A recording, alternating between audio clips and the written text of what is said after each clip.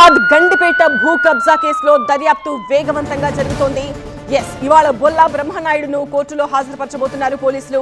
బొల్లాను నిన్న కాంచీపురంలో అరెస్ట్ చేశారు సైబరాబాద్ పోలీసులు.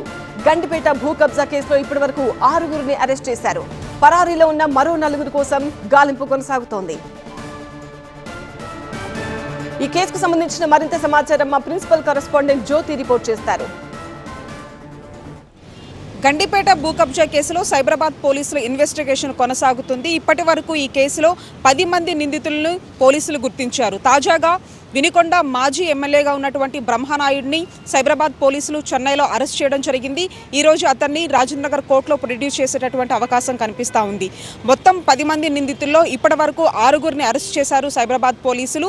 అందులో మాజీ ఎమ్మెల్యేగా ఉన్నటువంటి బ్రహ్మనాయుడు సైతం కూడా ఉన్నారు. అయితే నిమ్మల ఫ్యామిలీతో కలిసి ఈ ల్యాండ్కి సంబంధించి ఒకవైపు ఫోర్జరీ పత్రాలతో పాటు ఫోర్జరీ సంతకాలను కూడా ఒకవైపు క్రియేట్ చేసేందుకు బ్రహ్మనాయుడు రాధాకృష్ణ ద్వారా ఈ యొక్క రమేష్కి దాదాపు 8 కోట్ల రూపాయల వరకు కూడా చెల్లించినట్టుగా తెలుస్తుంది. మరొక వైపు రాధాకృష్ణతో పాటు అతని డ్రైవర్గా ఉన్నటువంటి ప్రవీణ్ని సైతం కూడా ఇప్పటికే పోలీసులు అరెస్ట్ చేశారు. అయితే ఎకరం 3.5 కోట్ల చొప్పున 10 ఎకరాలు అంటే 35 కోట్ల రూపాయల వరకు కూడా ఎంఓఈ చేయించుకోవడంతో పాటు ఒప్పందం కుదుర్చుకున్నట్టుగా తెలుస్తుంది. ఎప్పుడైతే ఈ నకిలీకి సంబంధించినటువంటి డాక్యుమెంట్స్ క్రియేట్ చేసిన తర్వాత ఈ యొక్క ల్యాండ్ అంతా కూడా వేరే వాళ్లకు అమ్మేందుకు ఒక పార్టీని కూడా కుదర్చడం జరిగింది. ఈ నేపథ్యంలో ఎవరైతే ఎంఆర్ఓ ఇచ్చినటువంటి ఫిర్యాదు ఆధారంగా ఈ వ్యవహారం అంతా కూడా బయటపడింది.